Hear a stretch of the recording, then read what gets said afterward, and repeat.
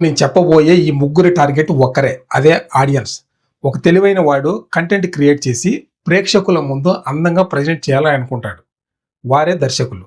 డబ్బున్న వారు అందులో ఇన్వెస్ట్ చేసి ఎక్కువగా ప్రాఫిట్ బుక్ చేసుకోవాలి అనుకుంటారు. వారే ప్రొడ్యూసర్. కళ ఉన్నవాడు అందులో నటించి ప్రేక్షకులను మెప్పించి పారితోషికంగా రెమ్యునరేషన్ తీసుకోవాలి అనుకుంటారు. వారే నటులు, నటిమణులు. ఈ ముగ్గురు ఆడియన్స్ని టార్గెట్ చేసి ట్రైలరు, టీజర్ పేరుతో మన ముందుకు వచ్చి ఉచితంగా అలా వదిలేసి ఫ్రీగానే చూడండి అని చెప్తారు. మనమేమో చూస్తాము. ప్రజల్లో క్యూరియాసిటీ పెరుగుతుంది. సినిమా చూడాలి అన్న కుతూహలం పెరుగుతుంది. వారు ఒక డేట్ ఫిక్స్ చేసి థియేటర్కి వచ్చి చూడండి అంటారు. అక్కడికి వెళితే వారికి ఇష్టం వచ్చిన ప్రైసెస్ పెట్టేసి ఉంటారు.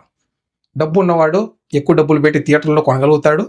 కొంచెం తక్కువగా డబ్బులు ఉన్నవాడు ఓటీటీలో అయినా చూడగలుగుతాడు. అది కూడా చూడలేని వారు ఉచితంగా ఎక్కడ దొరుకుతుందని వెతుకుతాడు. అలాంటప్పటి నుంచి పుట్టుకొచ్చిందే పైరసీ.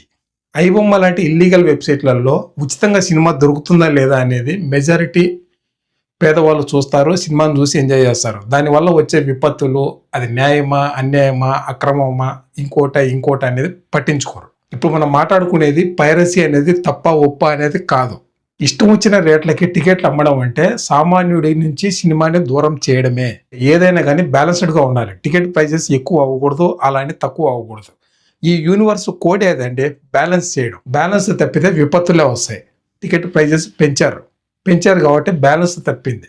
దాన్ని కంట్రోల్ చేయడానికే పుట్టిందే విపత్తు అయిన పైరసీ. ఈ పైరసీ అనేది ఇండస్ట్రీకి నష్టమే, మన దేశానికి కూడా నష్టమే, ప్రజలకు కూడా నష్టమే. ఇది ఏది సామాన్యుడికి అర్థం కాదు.